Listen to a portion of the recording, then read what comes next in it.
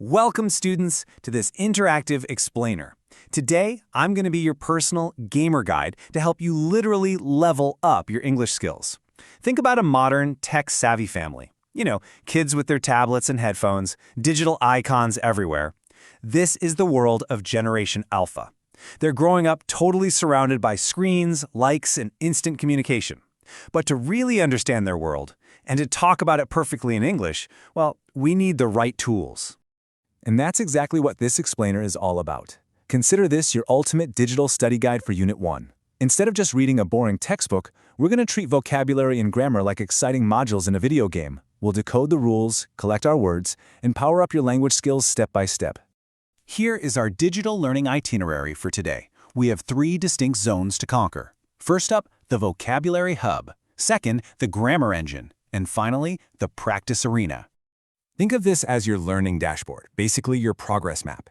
Right now, every bar is sitting at 0%. But as we progress from mastering tech words to unlocking grammar rules to facing the final boss quiz, you're going to see those bars fill all the way up to 100%. So let's jump right in. Zone 1, the vocabulary hub. Let's load up on the essential terms you'll need to communicate like an absolute pro. First up, we're loading our tech and internet vocabulary. So what's a digital native? That's someone who has grown up with technology right from birth. Literally Gen Alpha. We've also got everyday tools like smartphone and actions like connect and communicate. You're probably super familiar with sending an emoji, tracking your screen time, watching an online creator or a blogger, or following the latest internet trend. These words perfectly describe our digital habits today. But hey, life isn't just about screens, right? We also need words to describe life, balance, and real action. It's super important to understand offline concepts too, like our generation and our personal identity. We have to navigate real-life versus offline activities, build a solid routine, and most importantly, find balance. We also need verbs that show action, like create or discover, learning to control our habits and taking good advice from the people around us. All right, let's boost that word power. The absolutely crucial thing to remember here is this. Synonyms mean the same thing, while antonyms mean the opposite. Think about the word creative. A synonym for that would be imaginative or original. But the antonym? That's uncreative. Or take the word online. Its synonym is connected, but its exact opposite, its antonym, is offline. Easy, right? Now let's expand your vocabulary with some word transformers. Think of suffixes like special power-ups you add to the end of a word to totally change its type.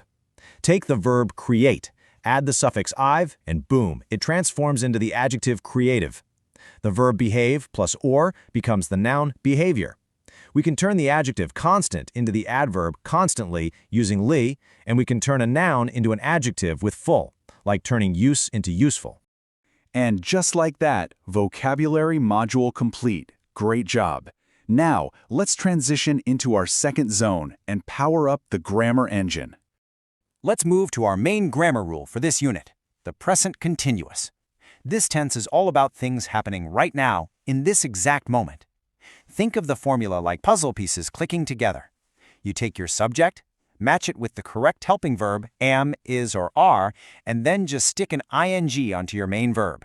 For example, I am doing my homework, or he is drawing a picture.